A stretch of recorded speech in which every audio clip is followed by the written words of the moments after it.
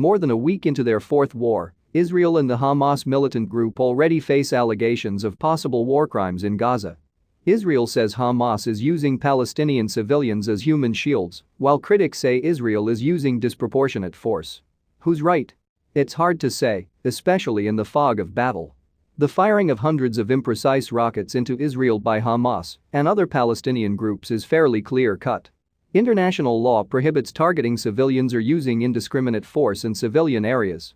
Rockets slamming into Tel Aviv apartment blocks is a clear violation. But in Gaza, where 2 million people are packed into a narrow coastal strip, the situation is far murkier. Both sides operate in dense, urban terrain because that's pretty much all there is.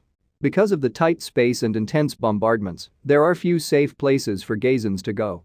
A blockade imposed by Israel and Egypt after Hamas seized power in 2007 makes it virtually impossible to leave. As a grassroots movement, Hamas is deeply embedded in Palestinian society, with a political operation and charities separate from its secretive armed wing. While Israel and Western countries view Hamas as a terrorist organization, it is also Gaza's de facto government, employing tens of thousands of people as civil servants and police.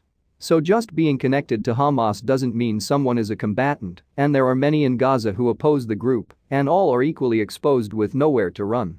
Earlier this year, the International Criminal Court launched an investigation into possible war crimes committed by Israel and Palestinian militants during the last war, in 2014. Both sides already appear to be using the same tactics in this one. Here's a look at potential violations of international law. Palestinian fighters are clearly operating in built-up residential areas and have positioned tunnels, rocket launchers and command and control infrastructure in close proximity to schools, mosques and homes. A prosecutor would have to prove that the combatants deliberately placed military assets near civilians to benefit from protections afforded to noncombatants during war. If France invades Switzerland, the Swiss are not prohibited from defending Geneva, including by putting Swiss soldiers, Swiss artillery positions, and so on inside Geneva, said Marco Sassoli, professor at the Geneva Academy of International Humanitarian Law and Human Rights. Because international humanitarian law applies to all sides in any conflict, the French could fight in Geneva as well. But here the issue of proportionality applies on the big picture level. To continue the analogy, was the French assault on Geneva proportional to the provocation?